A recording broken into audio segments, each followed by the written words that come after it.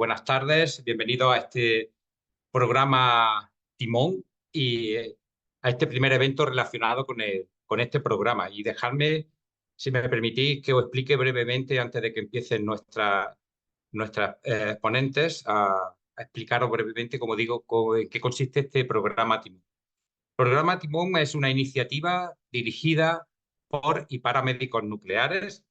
Está coordinada por el doctor Horcajo, Javier Horcajo, y por mí, y está sponsorizado por Boston Scientific, y que el objetivo fundamental es intentar resaltar el papel del médico nuclear tiene en la radioembolización. Como sabéis, la TARE, la radioembolización, es un procedimiento multidisciplinar en el que están implicados tanto radiólogos vasculares como radiofísicos, como radiofarmacéuticos por supuesto, médicos nucleares. El papel del médico nuclear es fundamental para llevar a buen puerto este procedimiento. La selección de los pacientes que hacemos en los comités. ¿Qué intención tenemos con la radioembolización con estos pacientes? ¿Cómo hacemos la inyección de los macroagregados? ¿Cómo calculamos el churn hepatopulmonar? ¿Cómo hacemos la realización del SPECT-CT con estos macroagregados? Tenemos que ver si hay o no churn viscerales. Todo este papel es fundamental en el médico nuclear, y eso es lo que intentamos poner en valor en este programa Timón. El programa Timón va a constar de tres iniciativas: dos webinars y el simposium que realizaremos en el Congreso Nacional de Medicina Nuclear, que se celebra este año en Pamplona. Primer webinar será este, en el cual vamos a empezar de lo más básico hacia lo más complejo. Así os digo que en este primer webinar, en el que vamos a ver lo que son los fundamentos de la radioembolización y cómo seleccionaremos a los pacientes, qué indicaciones tenemos y qué contraindicaciones. Además, vamos a hacer una introducción básica a la dosimetría en esta radioembolización hepática. Luego, en el Congreso de la SEMNIN, como digo, habrá un simposio el miércoles 22 de mayo de 1:30 a 2:30. Lo vamos a titular Estrategias con intención curativa en la radioembolización, en el que vamos a profundizar un poquito más en esta técnica, y sobre todo a través de dos o tres casos clínicos vamos a ver cómo la radioembolización ha ido cambiando su paradigma y cómo, gracias a la nueva clasificación de la BCLC, estos pacientes ya vamos a hacerlo con una intención curativa. Todo esto se va a ver en este simposio a través de unos casos clínicos, como digo. Os animo a que vengáis a Pamplona y que os apuntéis a este simposio el miércoles, el primer día del Congreso Nacional. Y finalmente tendremos un último webinar el día 26 de septiembre, apuntároslos, en el que daremos un pasito más en la complejidad de esta técnica, y hablaremos sobre todo de la dosimetría personalizada y cómo hacerla con el software Simplicity. Esto da una vuelta de tuerca más al proceso de la radioembolización. Como digo, todos aquellos que todavía no habéis empezado a hacer esta técnica en vuestros hospitales, este proyecto, el programa Timón, os va a ayudar a introducirla. Aquellos que ya estáis funcionando con ella, seguro que os va a haceros sentir más seguros a la hora de planificar los tratamientos, de dar la dosis alta, que cada vez estamos dando más. Y aquellos que sí que tenéis experiencia, pues va a ser un foro en el cual podemos comentar y ver aquellas dudas que siempre surgen, incluso a los compañeros que tenéis más experiencia. Como veis, es todo un programa completo de radioembolización, y que yo creo que será del interés de todos vosotros. Y sin más, os paso con mi compañero Javier para que os presente a las dos magníficas ponentes que tenemos hoy, y sin más damos paso a las charlas. Una vez podéis usar la herramienta de preguntas sobre la marcha y haciéndola, para que no, si no queréis hacerla al final, yo iré anotándola igual que Javier, y al final, cuando acaben las dos charlas, se la haremos a las ponentes de vuestra parte. Así que podéis usar la herramienta de preguntas y respuestas para hacer vuestra pregunta. Javier, cuando quieras. Muchas gracias, Antonio. Buenas tardes a todos. Muchas gracias de antemano, por supuesto, a Boston por prestar el sustento, todo el sustrato tecnológico y el interés para que este tipo de proyectos se lleve a cabo. Pues sí, vamos a empezar hoy con una presentación, dos presentaciones de dos personas muy bien seleccionadas. La doctora Claudia Gamasola Herrán, médico adjunto especialista del Servicio de Medicina Nuclear del Hospital Universitario de Valladolid, nos hablará de los fundamentos básicos de la radioembolización hepática, cómo seleccionar a los pacientes, las indicaciones y contraindicaciones del tratamiento. Y luego también tendremos la suerte de contar con Irene Torres Espallardo, que es radiofísica adjunta del Servicio de Medicina Nuclear del Hospital Universitario Politécnico La Fe, que abordará los aspectos dosimétricos de la radioembolización hepática, o sea que nos vamos a dar un buen paseo en superficialidades y en profundidad de la dosimetría en esta técnica. Y bueno, nada, entusiasmados con el inicio de este proyecto Timón, doy paso a las ponentes. Como ha dicho Antonio, las preguntas y respuestas, las preguntas, vamos, se llevarán a cabo al final de las dos presentaciones y las iremos nosotros coordinando. Así que nada, doy paso a la doctora Claudia Damas. Hola, muy buenas tardes a todos. Vamos a dar comienzo ya con la primera parte del webinar. Quería agradecer a Boston el hecho de que contara conmigo para este primer webinar y bueno, muchas gracias a todos los que os habéis conectado. Espero que sea un webinar muy útil y que podamos aprender todos juntos. Bueno, el aumento en la incidencia de tumores hepáticos primarios y metastásicos ha llevado al desarrollo de nuevas técnicas de tratamiento mínimamente invasivas y las terapias locorregionales desempeñan un papel destacado en el tratamiento de los tumores hepáticos, especialmente del carcinoma hepatocelular, tanto en estadios precoces como en estadios avanzados. La radioembolización con itrio-90 a día de hoy es un componente clave en el algoritmo terapéutico del cáncer de hígado. Perdona, Claudia, perdona. Sí. Me dicen que no has compartido la pantalla, ¿puede ser? ¡Ay! No me digas.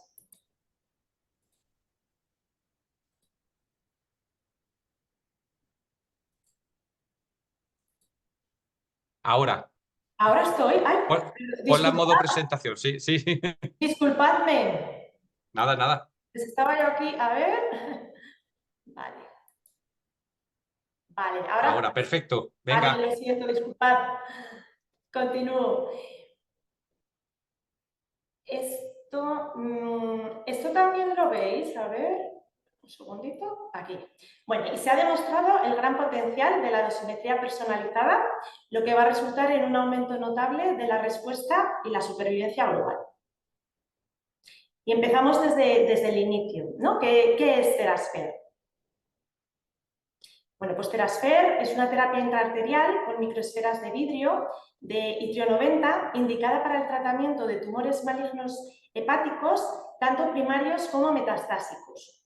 Tiene una capacidad única para administrar altas dosis de radiación, lo que va a permitir una mayor dosis absorbida y una mayor respuesta tumoral al tiempo que preserva el tejido sano hepático.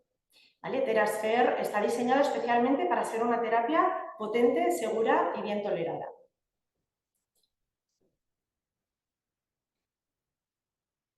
¿Y cuál es el mecanismo de acción de Therasfer? Bueno, pues las microesferas de vidrio se van a infundir a través de cateterismo, bien transfemoral o transradial de la arteria hepática y van a penetrar estas microesferas y se van a alojar en el lecho capilar tumoral.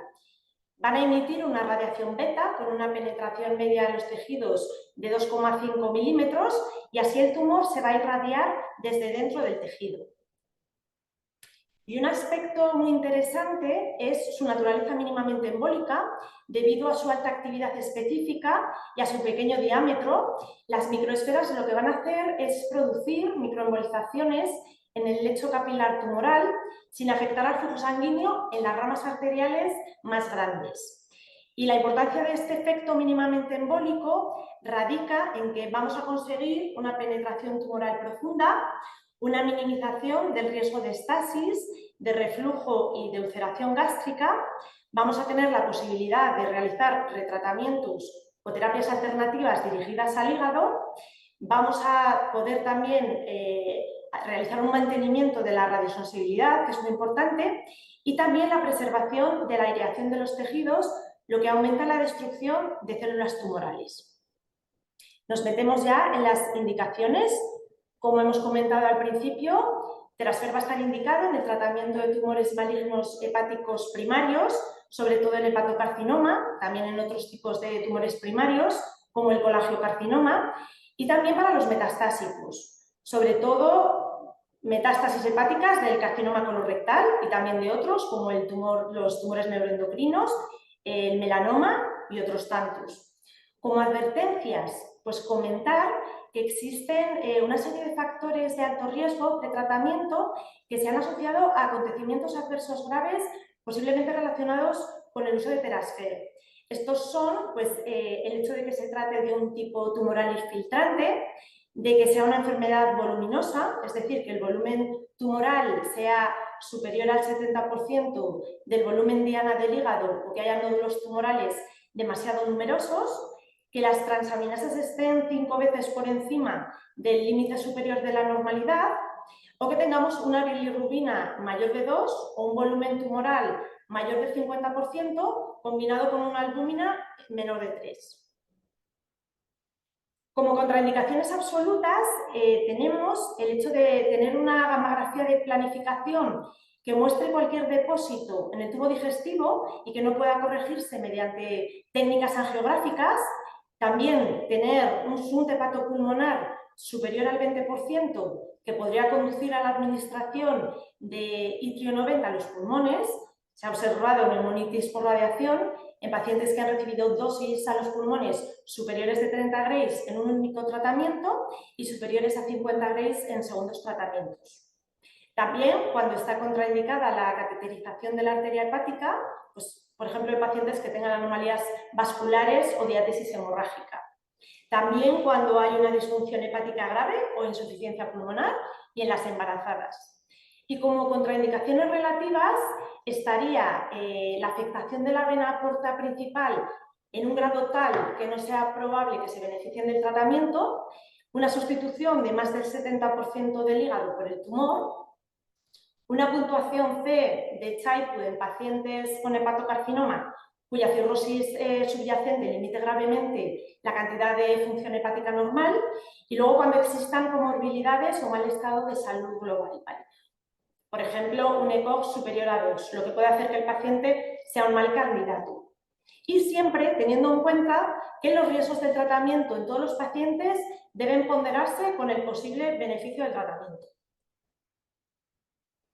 El cáncer de hígado, pues sabemos que es una enfermedad complicada y heterogénea que requiere un equipo multidisciplinar y el paciente va a ser clave en la toma de decisiones sobre el proceso del tratamiento junto a este equipo multidisciplinar. Es un tratamiento que conlleva una planificación y una organización muy especiales y todo este equipo multidisciplinar tiene que estar muy bien coordinado, se debe realizar una adecuada selección de pacientes y todo ello para que todo sea lo más óptimo posible y salga bien. Y nos metemos ya a hablar del primer perfil de paciente candidato a este tratamiento, que sería el paciente con hepatocarcinoma, que es el cáncer primario de hígado más común y representa más del 90% de los casos. Hasta en un 90% de los casos se van a relacionar con un factor de riesgo o etiología subyacente, como las infecciones víricas, como la hepatitis B o C, la cirrosis de cualquier etiología, como estas hepatitis o el consumo de alcohol, y otros factores, como la esteatosis hepática no alcohólica, el asociado a obesidad, diabetes, enfermedades metabólicas hereditarias, la exposición a aflatoxinas, el tabaquismo, y la principal causa del hepatocarcinoma va a depender de la distribución geográfica de los principales factores de riesgo. Y es que el hepatocarcinoma no suele venir solo, nos encontramos con una serie de desafíos que tenemos que tener en cuenta a la hora de planificar el manejo de estos pacientes. El primer desafío sería la cirrosis hepática, que suele estar en hasta el 90% de los pacientes con hepatocarcinoma en el mundo occidental. Es potencialmente mortal y afecta al estado de salud del paciente y a los resultados del tratamiento, y hace pues, que sea un reto complicado y va a afectar a la supervivencia. El segundo desafío sería la presentación tardía de la enfermedad, ¿no? La ausencia de síntomas en los estadios tempranos. La facetoproteína es un biomarcador de referencia, pero tiene una alta tasa de falsos positivos y falsos negativos. Y la terapia sistémica pues, puede ser un reto difícil debido a los efectos adversos desagradables. Y por último, tendríamos la trombosis de la vena porta, que se presenta en aproximadamente el 40% de los pacientes y cuando está presente va a limitar las opciones de tratamiento y empeora el pronóstico. Quería comentar también un poco la importancia que tiene el algoritmo de la BCLC. Este algoritmo combina la estratificación del estadio de la enfermedad con el tratamiento recomendado. Es el sistema de estratificación más ampliamente aceptado para el hepatocarcinoma en la práctica clínica. Va a incluir el tamaño tumoral, el número de lesiones, la función hepática y el estado funcional mediante la escala ECOG. E incluye por primera vez la TARE como parte del algoritmo del tratamiento en el año 2022. ¿Vale? Esta inclusión de la TARE en el algoritmo BCLC de 2022 se basa en los resultados del estudio Legacy. ¿Vale? Aquí tenemos el algoritmo de la BCLC, que os resultará muy familiar, ¿no? Entonces, en este punto, la radioembolización ahora va a estar incluida en el estadio inicial, impulsado por estos resultados del estudio Legacy.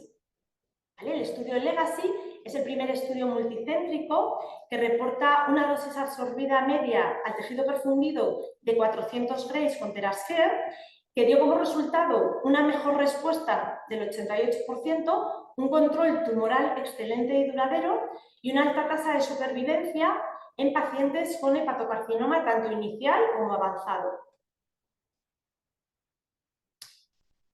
En el estadio inicial del hepatocarcinoma, la primera línea del tratamiento, sabemos que es la cirugía, ¿no? la resección, también el trasplante y los métodos mínimamente invasivos para destruir el tumor, como la ablación o la TACE, ¿vale? Que van a prolongar la vida, pero no van a tener fines curativos.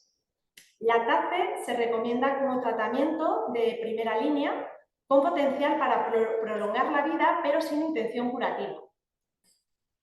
En el estadio avanzado del hepatocarcinoma, la terapia sistémica como tratamiento de primera línea, que tiene un potencial para prolongar la vida, pero no se utiliza con intención curativa.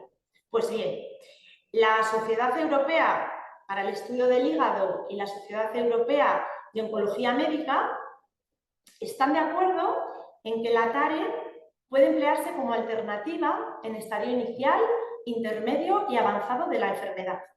¿Y de qué manera lo hace? Bueno, pues en el estadio inicial del hepatocarcinoma podemos utilizar la TARE como segmentectomía rádica en pacientes con enfermedad localizada, es decir, con un tumor único o tumores confinados a 2 o menos segmentos, como terapia curativa o puente a trasplante. También como lobectomía rádica en pacientes inicialmente irresecables debido a la insuficiencia del remanente hepático. El tratamiento va a permitir que el lóbulo no tratado se hipertrofie y el paciente pueda someterse a la cirugía. Y también en lugar de la TACE para el tratamiento de tumores pequeños en pacientes que esperan trasplante, ¿no? Como puente a trasplante. En el estadio intermedio del hepatocarcinoma vamos a poder emplear la TARE en lugar de la TACE para pacientes con tumores grandes o numerosos, tras la administración de TACE en pacientes que no han respondido al tratamiento.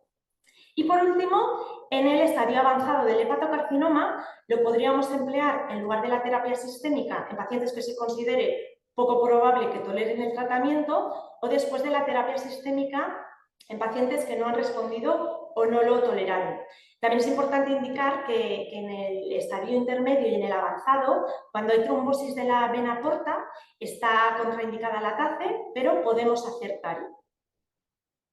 Y de forma más visual y esquemática de lo que acabamos de comentar, para que se nos queden fijados estos conceptos, pues podemos decir que en pacientes con hepatocarcinoma en estadio inicial, Terasker se va a poder emplear como parte de una estrategia curativa con el fin de hacer un puente a trasplante, de lograr la ablación tumoral y de facilitar la resección tumoral.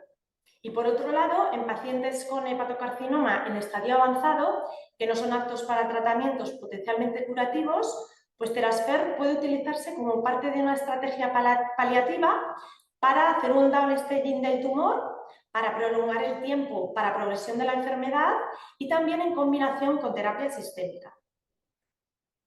Y pasamos al segundo perfil de paciente candidato a este tratamiento, que serían las metástasis hepáticas del carcinoma colorectal.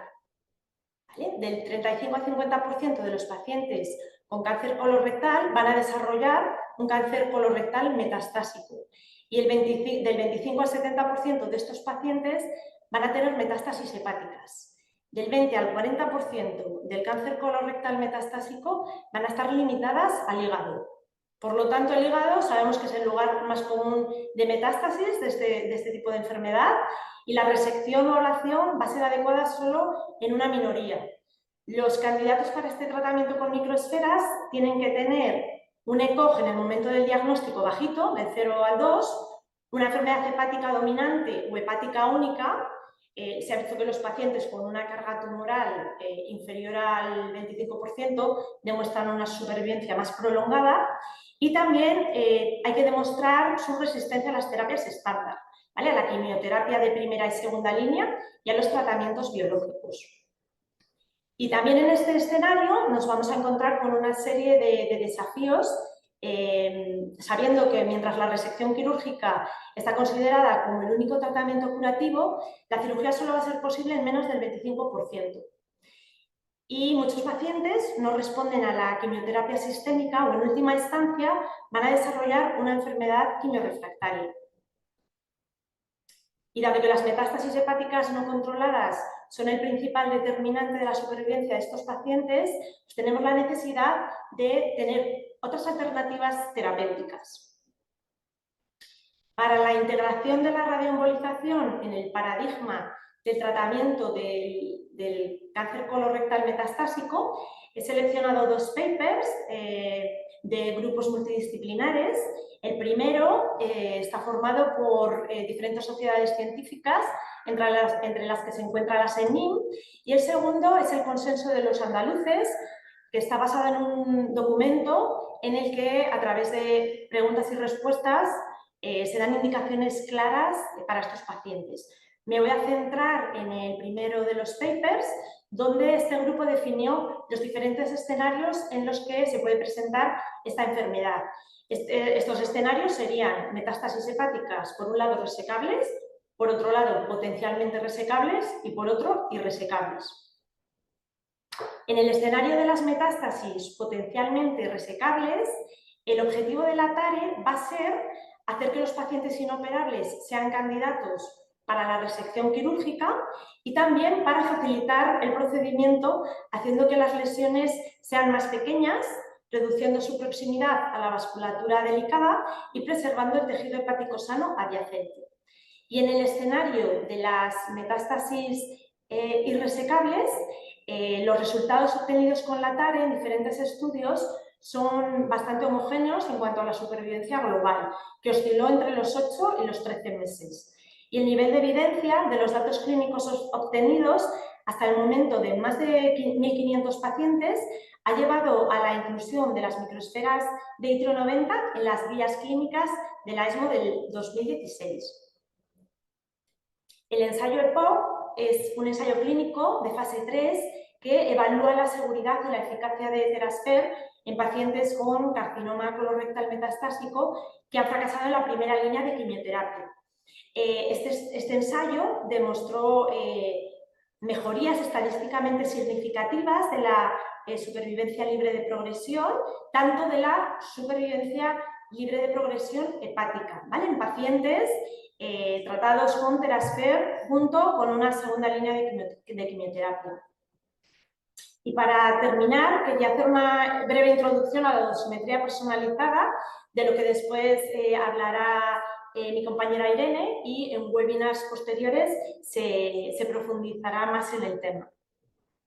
Múltiples estudios demuestran que la dosis importa, y que la dosimetría personalizada debe utilizarse para optimizar los resultados y es fundamental para planificar la terapia más segura para cada paciente. ¿Y cuáles son los objetivos de la dosimetría personalizada? En primer lugar, tendríamos maximizar y proporcionar una dosis de radiación letal a las células tumorales, lo que sería la eficacia, y por otro lado, minimizar la dosis de radiación en el tejido normal, ¿vale? Lo que sería la seguridad. El estudio DosisFER, que muchos lo conoceréis, realiza una comparación de la dosimetría personalizada con la dosimetría estándar.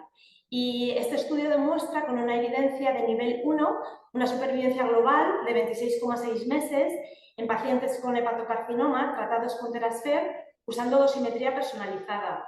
Aquí, la verdad que era muy evidente la superioridad del grupo de dosimetría personalizada frente a la dosimetría estándar.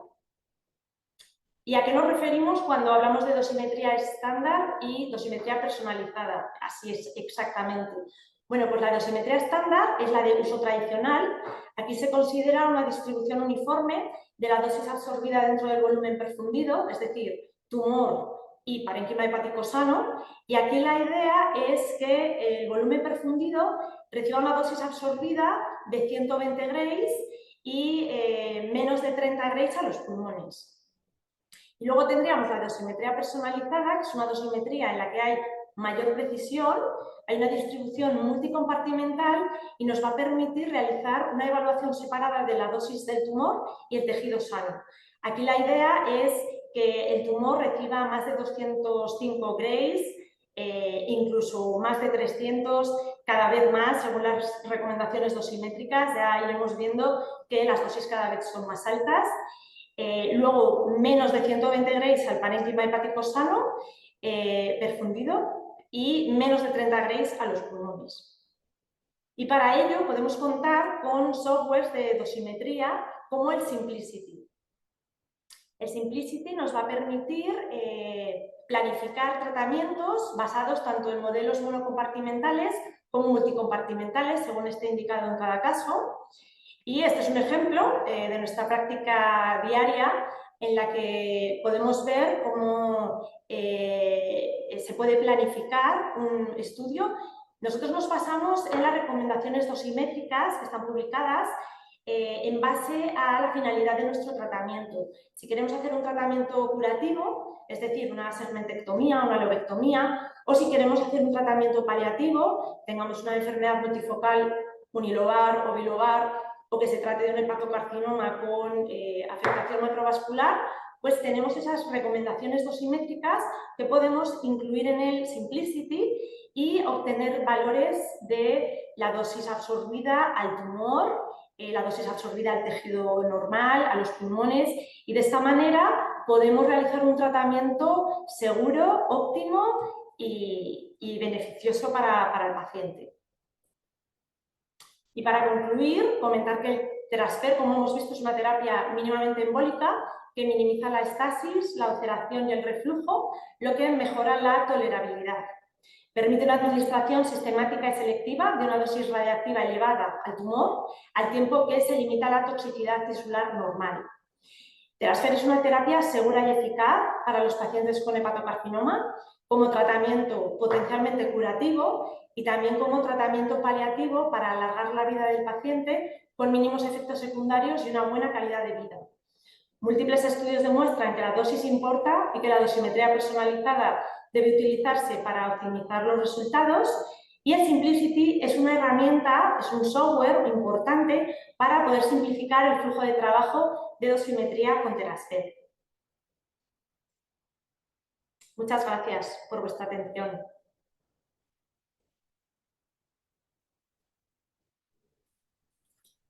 Muchas gracias, Claudia. Damos paso entonces a Irene Torres Espallardo, que va a acercarnos a la primera, o a profundizar en el enfoque dosimétrico de la radioembolización. Una cuestión, Irene, si puedes activar el puntero en el modo presentación para cuando señales algo lo podamos ver mejor.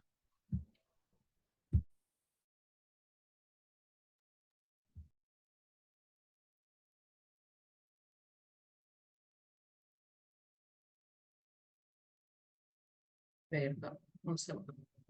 El activar sería darle al anotar, ¿no? Abajo a la izquierda debes tener como en gris una barra, cuando vas abajo a la izquierda, una barra de herramientas y tienes un punterito, no sé si lo ves como un pincel o algo.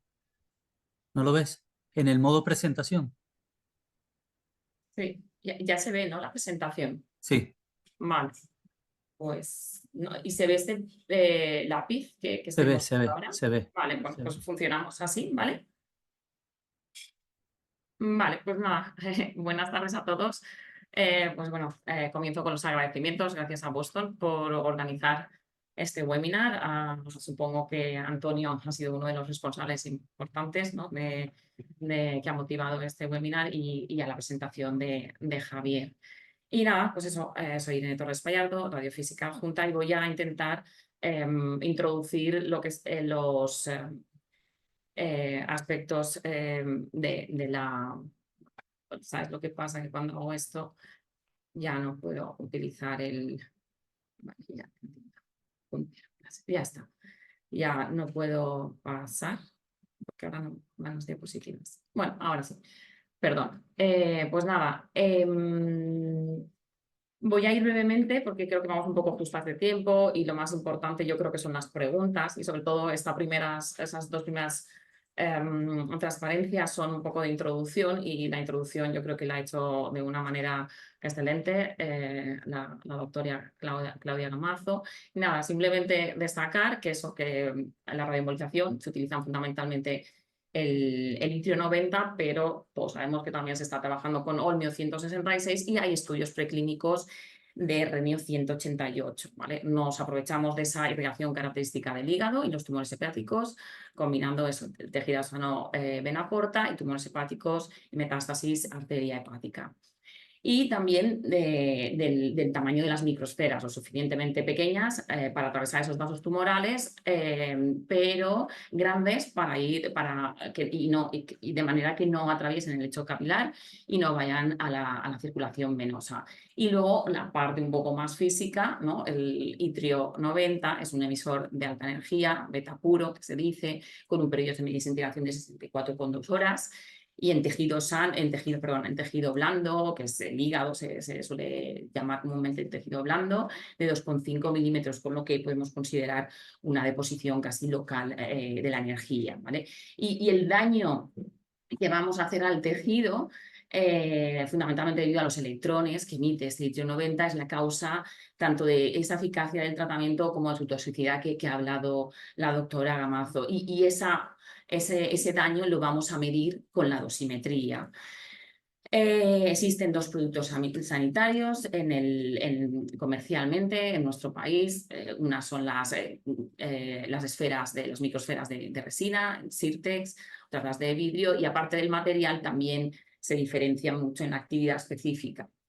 ¿Vale? Y para entender para entender la dosimetría tenemos que ir un poco a las características físicas del litio 90. Se produce por bombardeo del litio 89, ¿vale? A través de esa reacción que se muestra arriba, y por eso fundamentalmente, mayoritariamente se desintegra vía beta negativa, es decir, emite un electrón de energía media 0,97 mes y máxima 2,28, y esto le va a hacer que su alcance, el recorrido máximo en tejido, sea de 2,5 y 11 milímetros de máximo. Con la vida media de 64,1 hora y sus características energéticas, lo que he comentado arriba, el litio 90 deposita más del 90% de su energía en los primeros 5 milímetros y durante los primeros 11 días, ¿no? Con lo que lo hace ideal para cualquier tratamiento. Y si se queda permanentemente implantado, como es el caso de la radioembolización, puede producir dosis absorbidas de 50 gris por kilogramo. ¿Esto cómo lo obtenemos? Pues a través de estas propiedades físicas y la fórmula que nos presenta el principio MIR, que vamos un poco a definir a continuación. La dosimetría.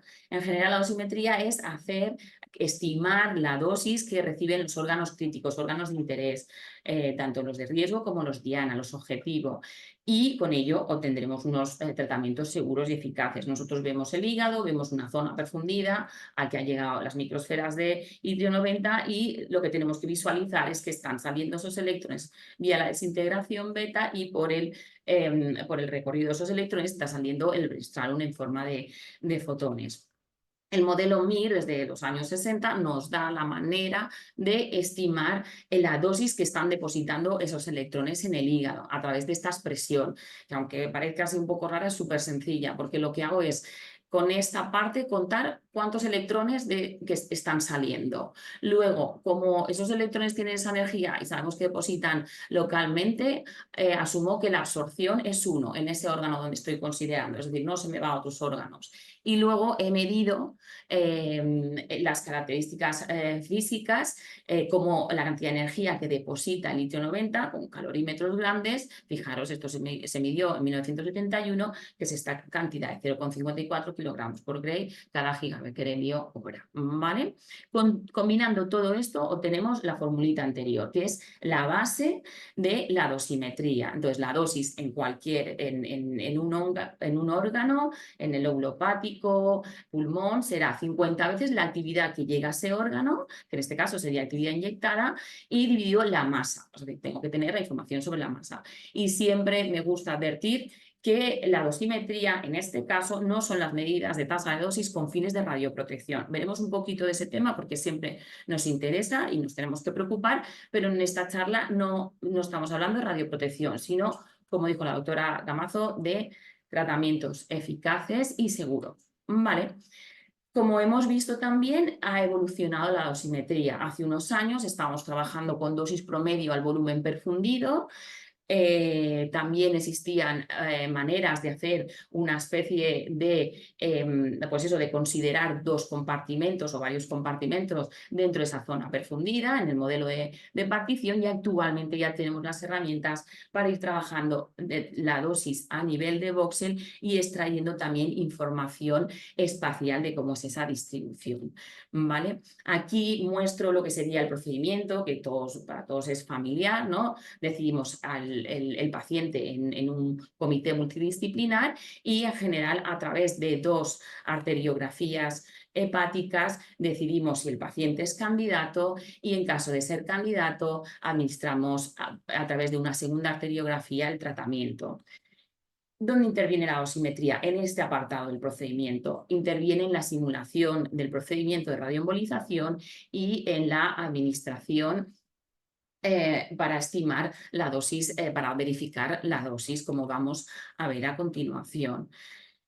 Con ello, en la primera arteriografía administramos estos macroagregados de tecnecio y hacemos una simulación de lo que sería el tratamiento. Lo que utilizamos es un producto sanitario distinto al terapéutico o uno distinto subrogado que permite realizar estas imágenes. Y en este caso es la inyección de macroagregados de tecnecio marcados con tecnecio y planificamos la actividad para dar una dosis objetivo. Y luego, el día del tratamiento, verificamos que este tratamiento ha sido tal como lo hemos planificado y también podemos estimar la dosis a partir de la imagen, en este caso que pongo como ejemplo de PET.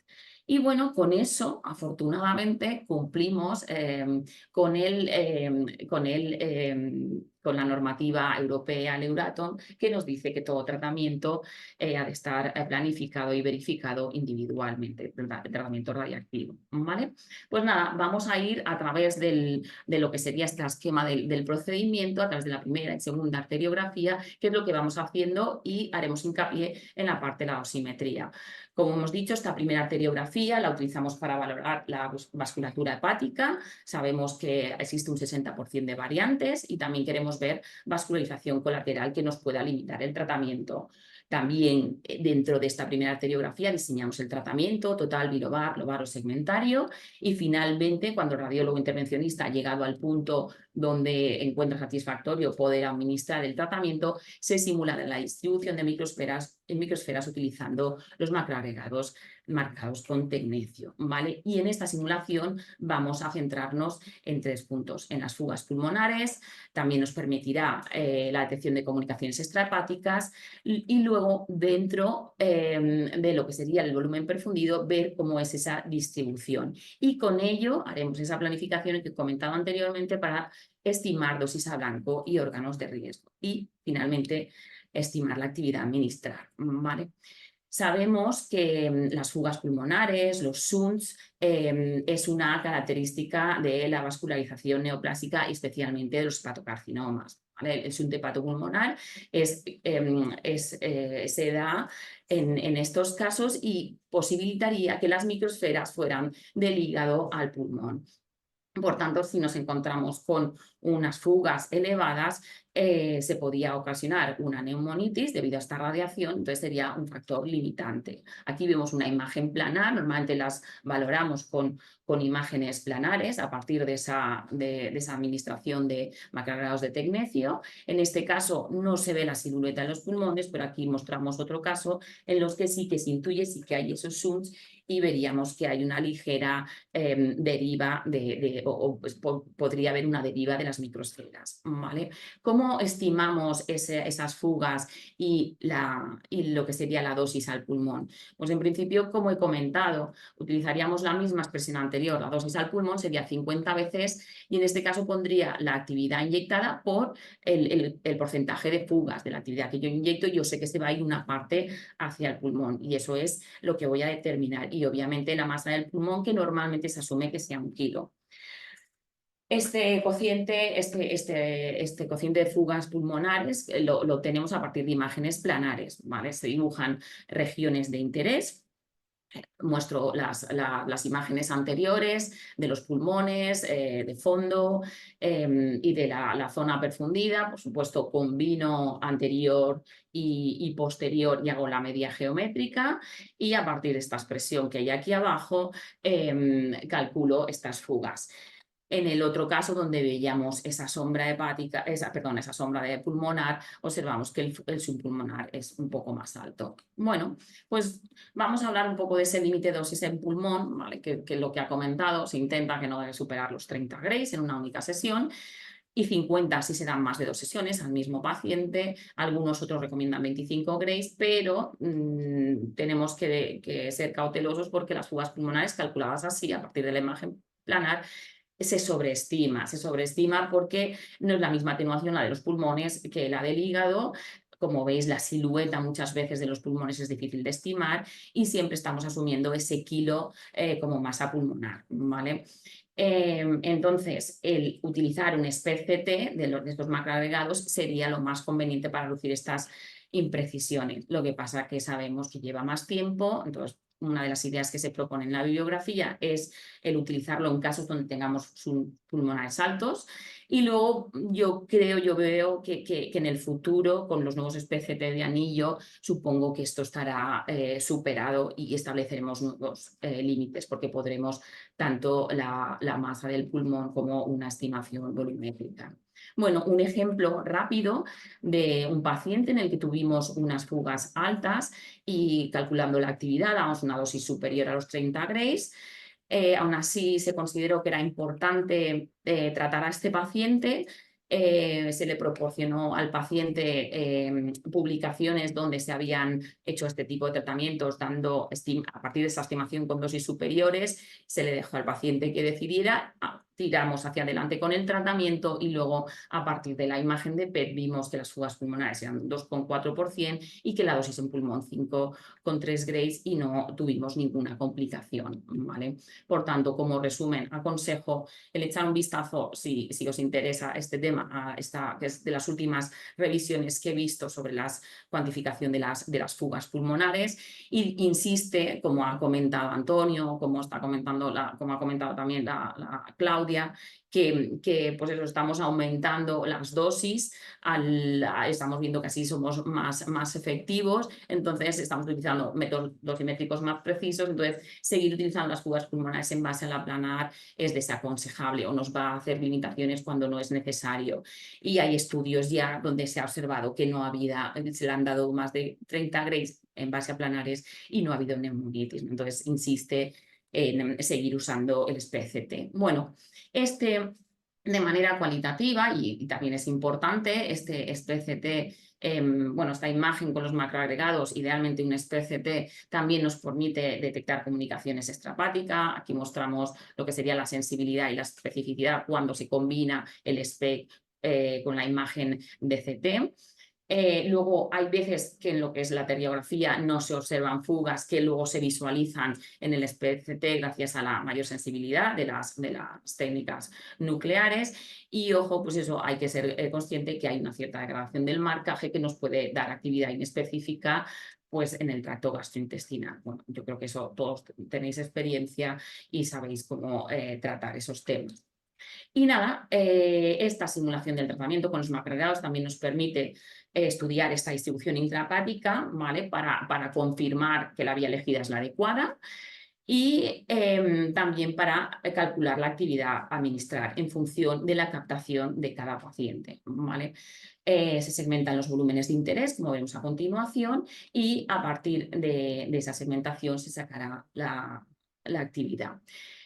Para la segmentación, y aquí le dedico un poquito más de tiempo porque creo que es muy importante, sobre todo ahora que tenemos estas herramientas como el Simplicity, que registramos todas las imágenes, nosotros usamos el CT diagnóstico, la resonancia en función de lo que tengamos, el Comin CT de la angiografía también, de planificación, y por supuesto la imagen de los macroagregados, si ya no podríamos hacer esta distribución intrahepática.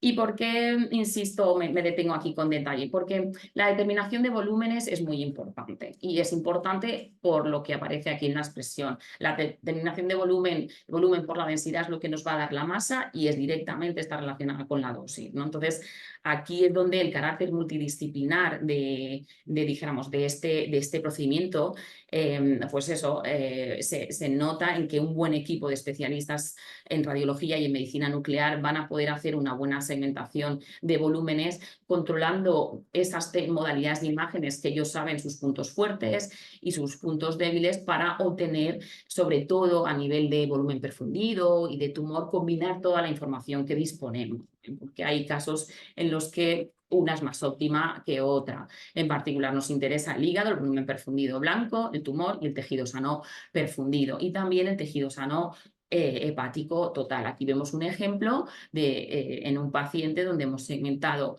en combinación médicos nucleares y radiólogos los volúmenes de interés.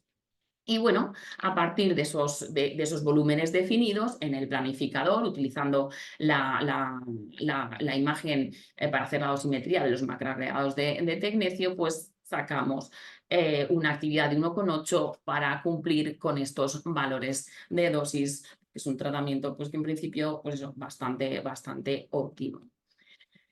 Y finalmente hemos decidido esos 1,8 gigabecquerelios, vamos a la unidad de radiofarmacia y desde la unidad de radiofarmacia, al menos en nuestros servicios, se solicita el vial del producto sanitario. Y gracias al formato que nos proporciona TeraSphere, pues los 1,8 los podemos obtener para distintos días, con distinto número de partículas, y aquí nosotros en nuestro caso pues hay veces que prima si queremos muchas partículas o pocas partículas de primera semana, de segunda semana. En otros casos es la disponibilidad de quirófano, disponibilidad de hacer imagen post-tratamiento. Combinamos un poco todo en cada caso, sobre todo priorizando la necesidad del paciente y el estado del paciente, ¿vale? Y nada, ya hemos solicitado el producto y nos vamos a preparar la dosis y a la administración a la segunda angiografía. Y una vez recibida la dosis, tenemos las instrucciones en el manual del usuario. Ideal es que entre la planificación y el tratamiento no supere las 3 semanas, esté entre 2 y 3 semanas, y pues eso se vuelve a introducir un catéter por la arteria hepática, se busca el punto de inyección. Y en esa infusión están tanto el radiólogo como el médico nuclear, y el tiempo de ingreso suele venir determinado por el procedimiento angiográfico, no por tasa de dosis. Bueno, en las 24 horas posteriores a la administración se recomienda hacer la imagen de verificación, que te permite, en caso de una captación fuera de la zona deseada, iniciar un tratamiento. Y hay varias pruebas de imagen posibles. Nos vamos a centrar en la parte de PET, porque desde el 2009 con los PET de tiempo de vuelo es lo más recomendable, y además permite la cuantificación. El Brenstalon también se puede utilizar. Hay publicaciones donde incluso se ha determinado la dosis a partir de Brenstalon, de un PET-CT, pero tiene más limitaciones. Bueno, pues nada, no olvidar medir la estimación de la dosis residual. Luego, como mínimo, buscar la coherencia, mirar, analizar la imagen, planificación y la de PET para ver la coherencia del tratamiento, ver si ha sido concordante. Y pues eso, gracias al Simplicity, a las herramientas que tenemos a día de hoy, podemos calcular también la dosis en base a la imagen de PET, según la actividad que hemos administrado, que desde los 1,8 iniciales pues han sido 1,55, el residuo, el decay entre la medida y la administración, y en este caso pues conseguimos una dosis en tumor mucho más alta que la planificada y en tejido sano, y también conseguimos reducir esa dosis, fundamentalmente porque hubo un cambio intencionado en el punto de inyección. Bueno, unas notas sobre radioprotección. En principio, los temas de radioprotección en relación con los profesionales. El TeraSphere es un producto que cumple con los principios de ALARA, porque dijéramos la administración del producto no implica manipulación por el usuario. La infusión se realiza en unos 5 minutos y siempre mantienes una distancia óptima a lo que sería la fuente radiactiva. Y se utiliza blindaje para reducir tanto la parte de electrones con el acrílico como del plomo para producir el Brenstalon. Ojo, ante una intervención de urgencia es recomendable tener un protocolo en el hospital de urgencia al paciente, sobre todo si esa intervención tiene dentro de los 40 días posteriores al tratamiento, y sobre todo si hay manipulación hepática. Bueno, y respecto a la exposición externa al público y cuidadores, pues tras la administración fundamentalmente es una fuente de radiación externa por el Brenstalon. La tasa de dosis es de 2-3 microsievert, obviamente depende del tamaño del paciente y depende de la actividad administrada, pero bueno, son tasas de dosis inferiores y que no necesitan de ingreso en una habitación blindada. Entonces se puede ir a cualquier habitación del hospital, y aquí también recomiendo una publicación donde se evalúan todos los casos posibles de cuidadores, utilizan el Brenstalon en el cálculo de dosis, y como conclusión que los pacientes se pueden ir a casa. Bueno, y ya para finalizar, mirando un poco al futuro, ¿cómo deberíamos de empezar a utilizar o a plantearnos esa dosis a nivel de voxel? Pues con estos planificadores, un poco aprendiendo o utilizando las herramientas de nuestros compañeros de radioterapia, esos histogramas de dosis-volumen que nos dan esa distribución de la dosis espacial, ir buscando esas correlaciones. Y en este sentido, en julio salió una publicación donde se observó correlación entre lo que son parámetros, ya no son dosis promedio, sino parámetros sacados de valores, cantidades sacadas del histograma dosis-volumen, y estas cantidades, el volumen que recibe 20 Grays, por ejemplo, correlacionaba con hepatotoxicidades. Y nada, muchas gracias por vuestra atención, y espero que nos deje tiempo, tengamos un poquito de tiempo para preguntas.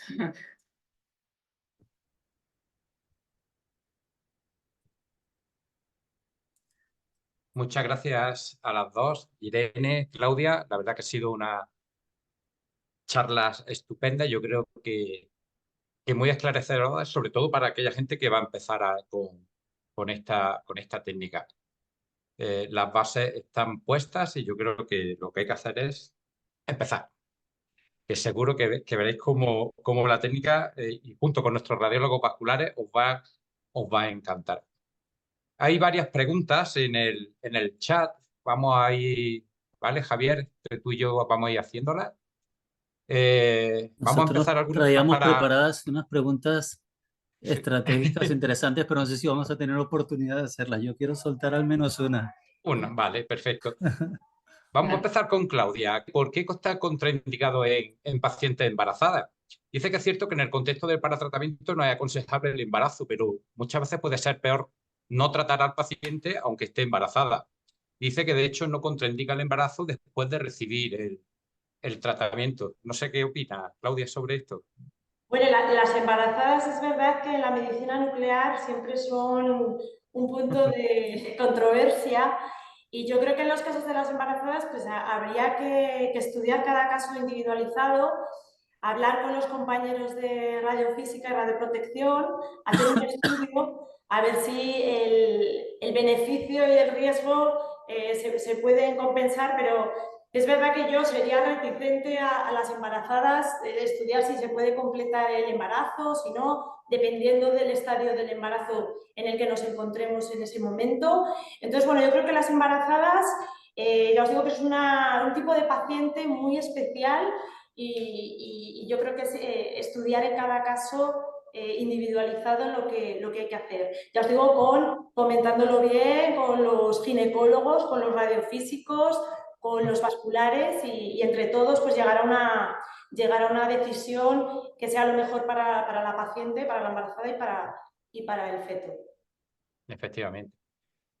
También te pregunta por las lesiones menores de 2 centímetros. Es verdad que, por lo menos en nuestro medio, lo primero que se intenta hacer es radiofrecuencia. Y te pregunta qué perfil de paciente se beneficiaría más de la TARE que de la radiofrecuencia en las lesiones menores de 2 centímetros. Para tocar cinomas menores de 2 Bueno, menores. es verdad que en menores de 2 centímetros sería muy buena indicación la radiofrecuencia. Yo me imagino que en localizaciones en las que los radiólogos no puedan acceder de forma fácil, pues nos dicen, pues es que mira, está localizado muy cercano a un vaso que nos va a resultar muy complicado entrar y no lo ven factible, pues valoramos hacer una TARE, ya os digo, sobre todo por localizaciones complejas que no puedan llegar bien la radiofrecuencia, sobre todo eso, cúpula hepática, que estén cercanos a la vena porta, una arteria. Entonces, bueno, sería valorarlo. Pero efectivamente, por tamaño, lo suyo sería realizar una radiofrecuencia. Hay ya algunos trabajos en los que comparan los dos procedimientos, y tienen resultados parecidos, pero es verdad que, por lo menos también en mi medio, se intenta hacer radiofrecuencia y si tiene una localización dificultosa para el radiólogo, uno ve la lesión. Hay veces que le hace la eco y no la ve. Entonces sí es verdad que ese perfil sería ese perfil de paciente en el que se beneficiaría. Y ya la última, que para conseguir ser personalizado y selectivo necesitamos una radiología vascular también sea selectiva, es decir, decirle a nuestro radiólogo, acércate más a la lesión. ¿No? Yo creo que eso también, no sé cómo los tratas tú en su sala, pero yo sé que nosotros vamos, oye, que tienes que llegar más lejos, que tienes que llegar más lejos. No, los míos ya de por sí son muy selectivos. Sí. Sí. Sí. Ojo, que yo tengo el récord. Se acercan todo lo que pueden y los dejan ahí el depósito de macroagregados muy... Sí. Ojo que a un radiólogo le hice un diploma al angiosoma más pequeño de todos, 12 centímetros cúbicos. No había forma. Vaya. Bueno, la siguiente pregunta es para Irene. De caso en el que se trate de una lobectomía, según las guías europeas, se debe realizar una dosimetría monocompartimental, en la que la actividad a inyectar es proporcional al volumen perfundido. Dependiendo del valor que se dé al umbral de cuentas, el volumen y por tanto la actividad variarán significativamente. ¿Cómo se decide el umbral de cuentas a partir del cual se define dicho volumen? Sí, mira, es que nosotros en nuestro centro el volumen perfundido lo definimos primero en base al TAC diagnóstico, un TAC diagnóstico con su fase arterial y con su fase venosa, y el radiólogo intervencionista define el volumen donde él planifica que va a perfundir, un poco también con la experiencia de la angiografía de planificación, lo define. Y luego esa imagen, ese TAC diagnóstico, lo registramos al SPECT y un poco vemos si hay una coherencia entre ambos. En caso en que viéramos una zona de la que él ha dibujado en base al TAC importante, que no podemos justificar ni por movimiento respiratorio ni por lo que sería pues eso, la resolución espacial del SPECT. Sabemos que la resolución espacial del SPECT estaremos sobre los 7 milímetros y sabemos que ese volumen se nos va a ir un poquito fuera de lo que sería la figura hepática.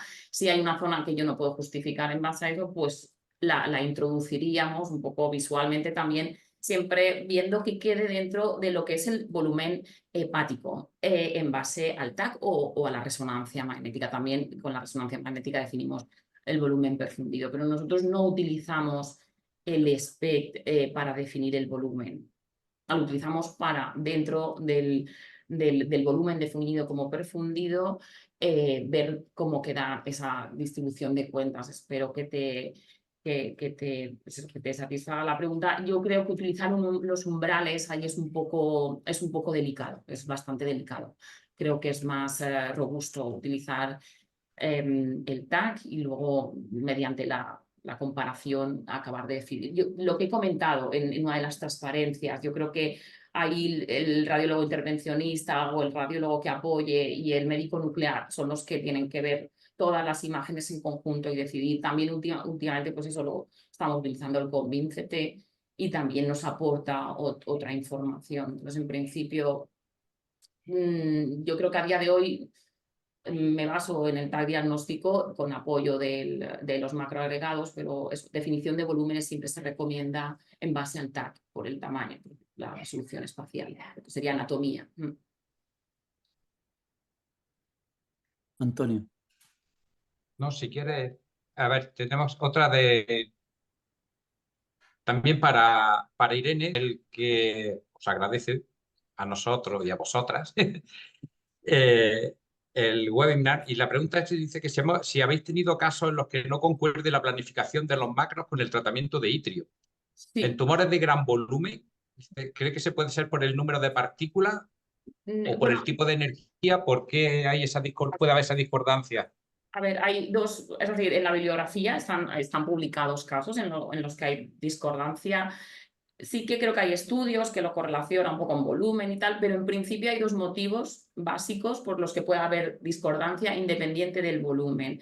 El primer motivo es que pues el punto de inyección de administración, la reproducibilidad 100% del radiólogo intervencionista, yo creo que es muy difícil. Pero supongo que ellos tienen muy buena técnica, se saben colocar en el mismo sitio, pero yo creo que llegar al mismo, es decir, la reproducibilidad del punto de inyección yo creo que es algo que ya nos va a hacer una primera. Hay veces que se cambia el punto de inyección intencionadamente, pero eso es otro asunto. Pero en principio, exacto. Pero en principio el punto de inyección, por mucho que se quiera, puede haber un pequeño cambio y que por dinámica de fluidos te vaya a cambiar. Eso es un motivo. Y luego, el otro motivo es que se sabe que los macroagregados de tecnecio, aunque dijéramos en tamaño se supone que son parecidos, en tamaño son parecidos a las microesferas, pero dentro de los macroagregados hay como distintos tamaños, hay variabilidad de tamaños. Y esto hace que hay dentro de los propios macroagregados hay unos macroagregados más grandes y otros más pequeñitos. Se sabe que los más grandes van a las zonas con más flujo, con más caudal, ¿no? Y los más pequeñitos a las zonas con menos. Esto ya hace que sea distinta la dinámica de fluidos de los macroagregados que del itrio. Entonces, esto ya te puede cambiar. Entonces, en principio puede suceder y yo creo que por eso también es importante la osimetría post-tratamiento para realmente asegurarte. No obstante, como creo que hay una publicación de Chiesa ya de hace algunos años, un 70% había en los pacientes que él mostró, un 70% había una coherencia entre distribución de macroagregados y de itrio 90, pero luego había un 30% donde unos asignaban al cambio de punto de inyección y en los que no le podían asignar ningún otro motivo, pues se suponía que es por esta variabilidad de tamaños entre los macroagregados, también la densidad de los macroagregados es distinta. Entonces, todo eso hace que la dinámica de fluidos, aunque nos sirva para planificar, pero no sea exactamente la misma. Espero que te ayude a Sí. Y bueno, simplemente, si me dejáis compartir un momento, porque justo recién sacado sería del horno, porque fue un paciente pues eso, del lunes. Además, que le pregunté al radiólogo intervencionista si realmente había cambiado el punto de inyección y me dijo que no, que había ido al mismo sitio. Entonces es un ejemplo de lo que me pregunta Héctor, ¿vale? No había cambio de inyección, pero fijaros, bueno, aparte que las dosis en pre y post, pues pasamos de 208 a 747, si veis en las zonas que he señalado, en esta zona, pues eso, más posterior del hígado, no ha llegado nada de actividad, mientras que en los macroagregados pues teníamos pues esa irrigación. Entonces este es un ejemplo claro donde es decir, no ha habido ningún cambio en principio y sí que ha habido una diferente distribución, afortunadamente para bien de lo que sería el tratamiento, porque hemos dado una dosis más alta al tumor y hemos ahorrado bastante al tejido sano. Sí. Yo creo que la navegación de las partículas tiene mucho que ver, seguramente. Sí. Javier. Luego, si hay diferencias, esta yo creo que es para ti, Claudia, diferencias entre hepatocarcinoma y colangiocarcinoma respecto a la dosis a administrar en el lecho tumoral. Bueno, en las recomendaciones dosimétricas publicadas, tanto en las guías europeas como las de Salem, creo que sí que hacen una distinción de las dos. Creo que no hay diferencias significativas, pero son bastante similares, pero es verdad que sí que los distingue, ¿eh? Nosotros la verdad que lo planificamos como un tumor primario, ¿vale? Tanto el colangio como el hepatocarcinoma, pero bueno, alguna diferencia sí que se puede tener. Si me permites, Antonio, yo querría colar Sí. aquí en este momento una pregunta Venga. para Irene, porque si no se me quedo sin la oportunidad. Cuando hacemos tratamientos supraselectivos con dosis ablativas radicales en lesiones muy exofíticas, aunque es verdad que la bibliografía dice que no hay en principio riesgo de daño, de ulceración, sobre todo cuando se ha estudiado el estómago, el contacto desde el lóbulo hepático izquierdo hacia el estómago. Pero es verdad que hemos tenido un caso que recuerdo que la radiación era tal que se produjo una ulceración en el duodeno sin que hubiera migración de partículas, únicamente por cercanía, por adyacencia. ¿Sabe si existe o si está descrito una mayor o menor radiosensibilidad o radioresistencia de los órganos que circundan el hígado, el ángulo hepático del colon, el duodeno y el estómago? ¿Cuál de ellos es más sensible o más radioresistente? Pues la verdad es que es una muy buena pregunta y la verdad es que me parece muy interesante. No tengo una respuesta que te pueda decir este órgano, lo desconozco. Sí, la radiosensibilidad o la radioresistencia de los órganos que comentas. Si trabajáramos juntos, bueno, pero, me dirías, Irene, mira, a ver, vamos a calcular esta dosis, vamos a ver qué probabilidad hay de que desarrolle esta persona por esa deposición de dosis al estar cerca. Vamos a ver, lo que haría sería ir a buscar en la bibliografía de radioterapia, que aunque sabemos que no refleja exactamente el comportamiento del itrio 90, pero es la información desde la que partimos. Buscaríamos un modelo radiobiológico para cada uno de estos órganos, buscaría el alfa beta para ver cuál sería la radiosensibilidad y en base a eso también sería ir generando experiencia, pero obviamente es una pregunta muy interesante porque cada vez estamos haciendo una escalación de dosis, estamos aumentando la dosis y eso hace que colateralmente determinados órganos puedan recibir una dosis mayor. Entonces deberíamos, en esos órganos de interés, deberíamos ir incluyendo otras zonas, ir estimándolas y ir correlacionando con las toxicidades que están apareciendo. Que me suene, no hay ninguna revisión en cuanto a este órgano, este otro. Cuando aparecen trabajos sobre úlceras suelen ser casos independientes, entonces no he encontrado una revisión, pero obviamente creo que es un punto muy interesante y dentro de lo que sería la dosimetría ir introduciéndolos en nuestra estimación de dosis. No tengo Muchas gracias. Vale, mira si os parece, dejáis de hacer más preguntas porque tengo muchas y no nos va a dar tiempo, ¿vale? Os emplazo al simposio de la SEMNIN para seguir haciendo preguntas, ¿vale? Porque si no, es que no nos va a dar tiempo. Hay bastante y me gustaría que todas se quedaran más o menos contestadas. Hay aquí alguien que no ha puesto su nombre, pone asistente anónimo. Son dos preguntas que yo creo que se han contestado a lo largo de las dos charlas, pero las voy a volver a hacer. ¿Cómo calcular la actividad administrada en el tumor hepático mediante gammagrafía de macroagregados? ¿Planar o SPECT? Y luego dice, si hacemos SPECT-CT para calcular la actividad, ¿por qué no la usamos para calcular el churn hepatopulmonar? Esa es una pregunta interesante, ¿no? Sí, es decir, es un tema de tiempo, de máquina, creo que está puesta en la presentación. Sí, yo creo que digamos, eso, tenemos que hacer para coger pulmones. En algunos pacientes, igual con un SPECT cogeríamos pulmones e hígado, pero creo que no para la mayoría. Entonces es un tema más de tiempo de máquina que de argumento. Obviamente, pues eso sí, en lugar de 40 minutos va a estar 20, pues dejas 20 al paciente. Por eso pienso que con los nuevos equipos se solucionará los PETs estos los SPECT de anillo. Totalmente de acuerdo con Irene. Sí, es por el tiempo y igual en algunos pacientes seleccionados sí que se hace, pero claro, es sumar más tiempo. ¿Hasta qué punto es importante que la preparación de los macroagregados sea realizada con un eluido fresco y justo antes de la simulación? Pues, hombre, sobre todo por el tecnecio libre, ¿no? Para que luego no tengamos imágenes en el estómago, por ejemplo, que nos pueda hacer, que pueda confundirnos de si hay una rama que realmente esté llevando macroagregados al estómago o porque sea una captación fisiológica por tecnecio libre. Entonces, yo siempre intento que el marcaje sea lo más próximo a cuando nos avisan los radiólogos para hacer la inyección.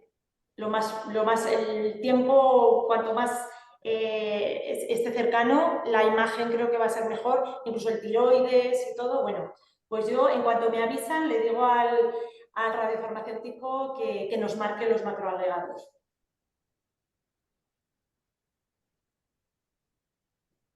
¿Qué recomendaciones adicionales de la... ha puesto TACE, no sé si quiere decir quimioembolización o radioembolización en pacientes que presentan trombosis de la vena porta? Es una pregunta... En pacientes... A lo mejor pregunta si en este tipo de pacientes está más recomendada la radioembolización sobre la TACE. ¿En qué tipo de pacientes, perdón? En pacientes con trombosis de la vena porta. Bueno, hombre, estaría más indicada la TARE, sobre todo en estadios intermedios y avanzados, como habíamos comentado. En los casos en los que esté contraindicada la TACE, pues se puede hacer TARE, sí, pero ya en estadios más avanzados. En servicios como el tuyo, en el que existe una estrecha colaboración entre el médico nuclear con el radiofísico, ¿cómo se reparten las tareas de planificación, creación de volúmenes, optimización de dosimetría, seguridad, efectividad, etcétera? Muchas gracias y os felicito a las dos por la excelente charla. Pues gracias por la parte que me toca. Pues nada, la verdad es que es eso, como hay una estrecha colaboración, bueno, tanto medicina nuclear, radiofísica, bueno, tampoco, es decir, hay estrecha colaboración, pero porque estoy asignada al servicio directa, es decir, dependo del servicio, no como en la mayoría de los hospitales, que hay servicio de radiofísica independiente. Pero bueno, aún así hay una estrecha colaboración y es dentro de la comunicación diaria y tanto con médico nuclear como radiólogo intervencionista. En ese sentido, pues un poco cada uno tiene definido su campo de acción, pero pues con frecuencia nos comunicamos, hablamos. Normalmente pues el radiólogo intervencionista suele definir los volúmenes inicialmente en base a este TAC. Diagnóstico nos informa que lo ha preparado. Nosotros, médico nuclear, normalmente trabajo bastante con los residentes, así ellos van aprendiendo a utilizar el planificador, evaluamos lo que nos ha pasado el radiólogo intervencionista, miramos la imagen de SPECT y un poco pues eso, entre los dos vamos definiendo, y luego cuando ya está todo más o menos listo, llamamos al radiólogo intervencionista y médico nuclear, radiólogo intervencionista y la radiofísica, pues entre los tres vamos decidiendo la actividad. Ellos ponen la parte terapéutica de estado del paciente, de intención, y yo pues la parte de mira que vamos a dar esta dosis, mira qué tal. Creo que cada uno pues va aportando su parte en el equipo. No sé si es un poco pues, comunicación y cada uno su componente y su especialidad. Muy bien. A la siguiente, de este también asistente anónimo. Creo que para Claudia dice que si además de en tumores colorectales, metástasis hepáticas de tumores colorectales, si se hace en otro tipo de tumores, y que la elección de la dosis sí va a depender de la distribución de los macroagregados, y que si lo hacemos con Simplicity. Vale. Bueno, sí que, vamos, en mi hospital sí que hemos tratado metástasis hepáticas, por ejemplo, de tumores neuroendocrinos. Efectivamente, sí. Sobre todo, también pues, se pueden hacer de metástasis de melanoma, de cáncer de mama. Y bueno, y el Simplicity, la segunda pregunta me has dicho... Dice, por otro lado, entiendo que la elección de la dosis va a depender de la distribución de los macroagregados, pero esta decisión la estima el Simplicity. No. Nosotros estimamos ese valor según ya os digo, según la finalidad del tratamiento que queramos hacer. Claro. Nectectomía, lobectomía o tratamiento paliativo. Entonces somos nosotros los que elegimos la dosis que queremos que le llegue al tumor. Entonces son los datos que nosotros metemos en el Simplicity, y una vez que lo tenemos metido, valoramos todos los datos: tejido perfundido, volumen tumoral, dosis al tumor perfundido sano, a los pulmones, y valoramos todo según las recomendaciones. Si se puede realizar de esa manera, lo realizamos. Si tenemos que bajar dosis, la bajamos. Pero no, somos nosotros los que introducimos el dato en el Simplicity para obtener el resto de parámetros. Yo creo que los tumores neuroendocrinos son muy interesantes por la hipervascularización que tienen. Entonces son Sí. como los hepatocarcinomas, casi. Y luego la posible combinación con lutatera, y eso también es otra cosa bastante interesante. Pero se nos escapa del tema. No nos vayamos ahora. Y del tiempo. Para posteriores. Muy bien. Efectivamente. Envía 2 preguntas para Irene. En vuestro centro, ¿qué especialista realiza cada paso de la dosimetría? ¿Habéis calibrado el equipo PET para comprobar la exactitud del SUV o Nitrio 90? No, es muy buena pregunta. A ver. Perdona, Irene, la Sí. siguiente va por ahí, porque dice, Vale. ¿alguna recomendación para mejorar la imagen PET post-tratamiento? Vale, no, buenas preguntas. A ver, Sí.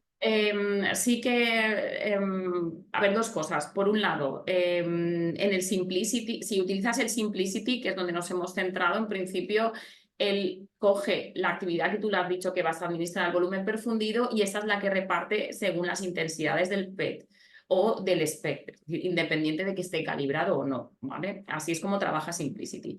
Pero si estuvieras interesado en general en cuantificar la imagen de PET para litio 90, yo te recomiendo que de alguna manera verifiques que el factor de calibración que está utilizando tu equipo reproduce realmente la concentración de actividad litio 90, porque la emisión de los positrones en el litio 90 no sigue el mismo patrón que en el flúor 18 o galio 60, que en los radioisótopos estándar PET. También te tengo que decir que el equipo PCT que yo tengo en mi centro tiene tiempo de vuelo, pero es de los de hace 10 años. Entonces, y no estaba el litio 90 introducido. Nosotros aquí tenemos un PTRM, y en el PTRM ya estaba el litio 90, y en el PTRM hemos verificado que sí que se reproduce la actividad. Hemos hecho un trabajo optimizando los parámetros para las condiciones de litio 90, y digamos, la cuantificación estaba, lo que hacíamos es ver de qué manera poder reproducir bien lo que serían las lesiones. Entonces, sí que se pueden buscar parámetros óptimos para esta imagen de pocas cuentas. Y en el caso del PCT que nosotros tenemos, el que tiene más de 10 años, sí que teníamos que, a lo que sería la imagen de PET, aplicar un factor de corrección de un 20% de la actividad que nos proporcionaba. Teníamos que corregirlo un 20%, es decir, en la calibración nos salió que teníamos nosotros que aplicar un 20%, y supongo que es debido a que los randoms ya no son, las coincidencias aleatorias no son como las coincidencias aleatorias en un radioisótopo PET normal, pero sí hay que dedicarle un poquito si quieres extraer información cuantitativa de la imagen PET, pero en el Simplicity no lo vas a utilizar, simplemente para distinguir. Perdón. En vuestros centros, ¿qué pacientes tenéis competencia entre la TARE y la SBRT? En el mío no. No hacéis SBRT, ¿no? Se hace SBRT, pero para otras indicaciones. ¿Vosotros, Irene, hacéis? Pues a ver, sé que hacen SBRT, pero no sé si la hacen para... Yo supongo que no, porque como por lo que he entendido en el comité de eso, la verdad es que la respuesta la tendría mejor Dani, pero yo diría que no.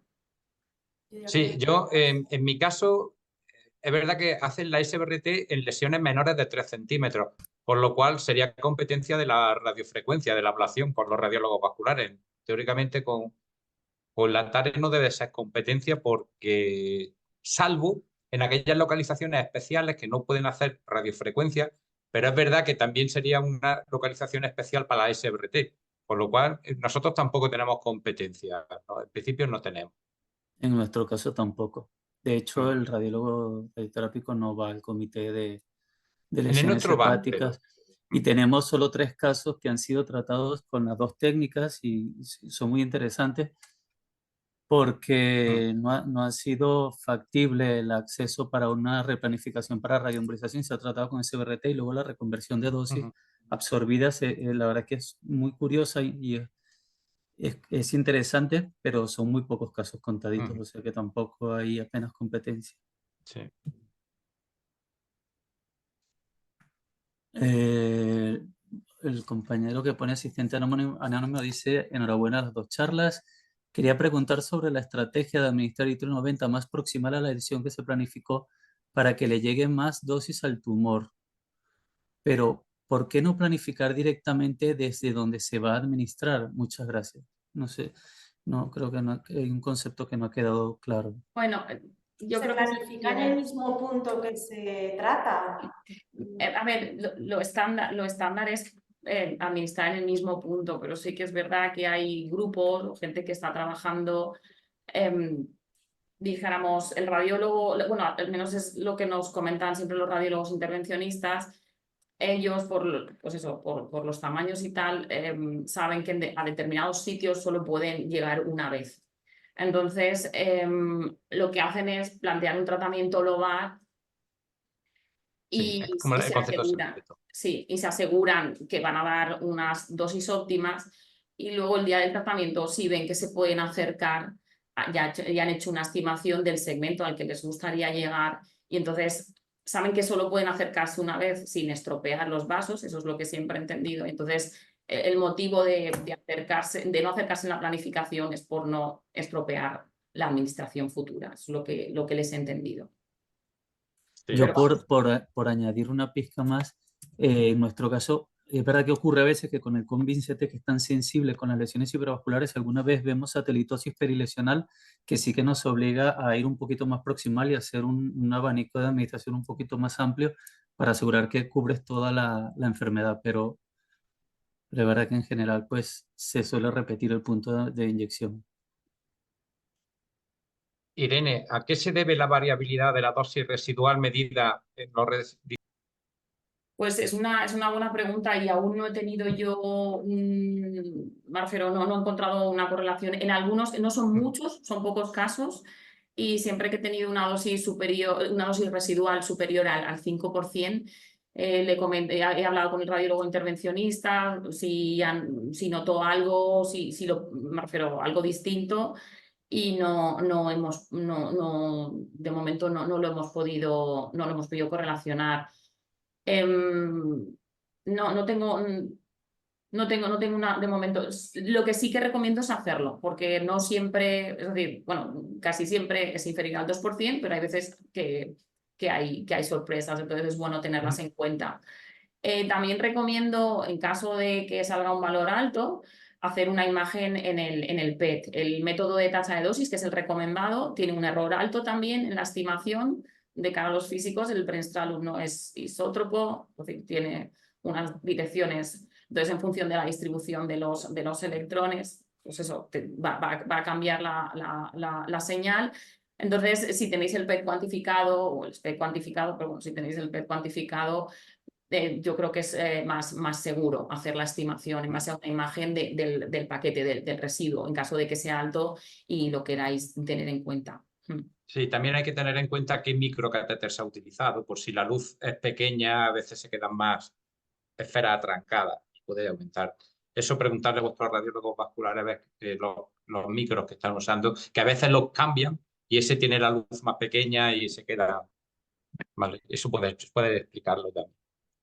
Si realizáis PET-TAC con 18 FDG posterior al tratamiento, y si es así, ¿cuánto tiempo después del tratamiento? Nosotros no. O sea, un PET-TAC después de... PET-TAC de valoración de respuesta con FDG.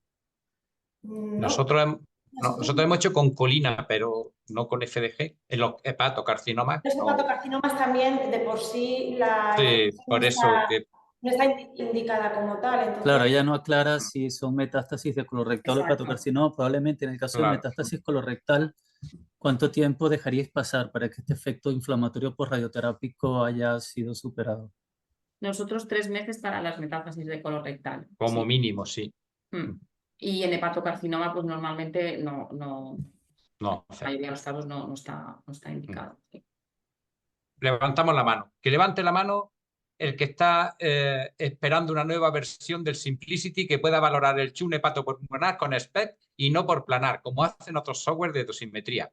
A la gente de Boston que está conectada, pues le mandamos esta sugerencia. Quedan solo 2 preguntas y todavía Venga. creo que tenemos un volumen importante de asistentes, o sea que Sí, por eso vamos a terminar. Antes de que nos dejen. Antes de que se desconecten. ¿Cuántos residuos soléis tener después de los tratamientos? ¿Cuánto por ciento sumáis a la dosis que queréis pedir debido al supuesto residuo? Muchas gracias y enhorabuena. Pues yo tengo que decir que normalmente no sumo nada, porque como, pues eso, el radiólogo intervencionista le gusta subir, entonces pues eso, yo le digo que sí, él se queda contento y yo sé que luego el residuo pues igual me vendrá a mi favor. Pero... Y Vale. yo creo que en el residuo de 2% tenemos errores más grandes. ¿Tú, Claudia, sumas algo por encima de la actividad calculada? No, creo que no. Nosotros tampoco. No. Nosotros. Y la última, dice, en caso de posible retratamiento de una lesión de hepatocarcinoma con respuesta parcial a litro 90, ¿la dosimetría debería seguir las mismas indicaciones cuando se planifica por primera vez? ¿Qué experiencia tenemos en retratamiento? Gracias y enhorabuena. Bueno, nosotros en retratamientos la verdad que tenemos muy poca experiencia, porque cuando hemos tratado a un paciente 2 veces, igual ha sido porque otra lesión, le ha aparecido otra lesión después de un tiempo y hemos valorado la otra lesión. Supongo que, bueno, esto sería hablarlo con los radiofísicos, ver la dosimetría que se le dio al principio, en el primer tratamiento y valorar conjuntamente qué beneficios podríamos tener con un segundo retratamiento y qué dosis se le podría dar. Yo lo hablaría conjuntamente. Pues sí, nosotros sí que tenemos experiencia en retratamiento y, por ejemplo, recientemente hemos tenido uno y sobre todo en los retratamientos es verdad que lo que miramos fundamentalmente es la dosis a pulmón.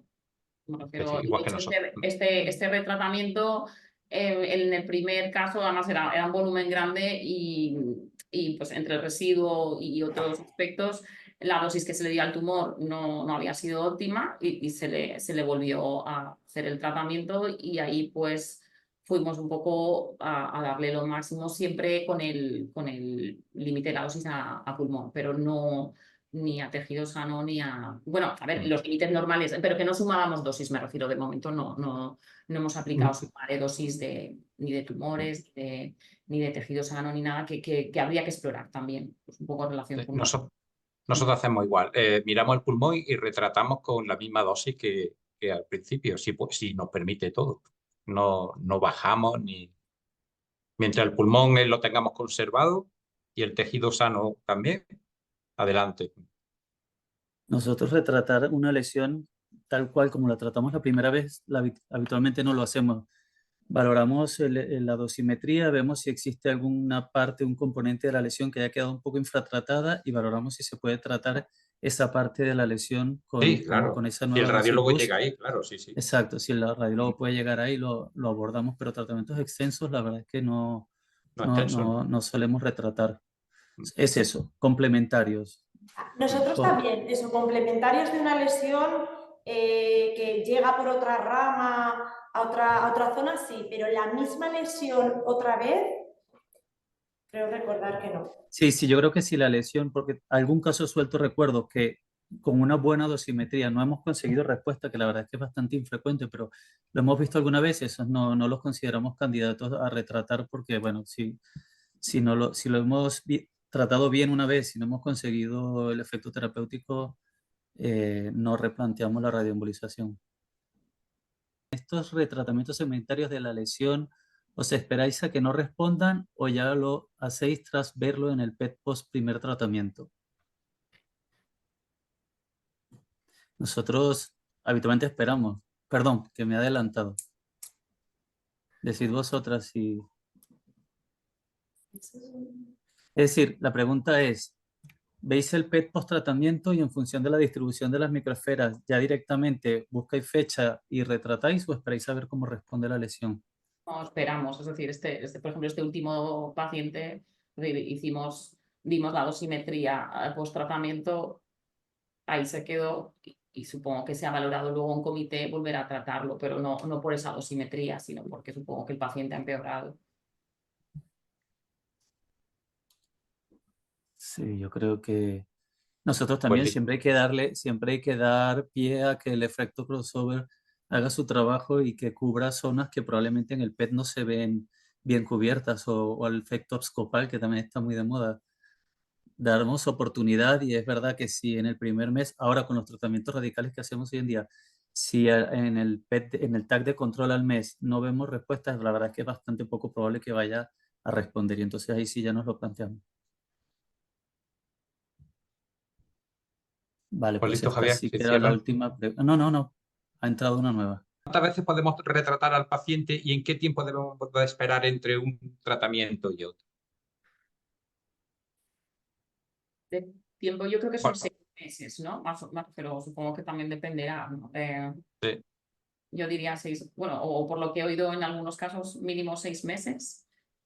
Y luego un número de tratamientos, yo creo que solo de los pacientes que llevamos aquí en la FE, yo diría que solo tenemos un caso o 2 con 3 tratamientos. Es decir, yo creo que ya a lo mejor... Nosotros también tenemos hasta 3 tratamientos, ¿verdad? Que esperamos por lo menos de 9 meses, 7, 8 meses, vigilando el pulmón, como siempre.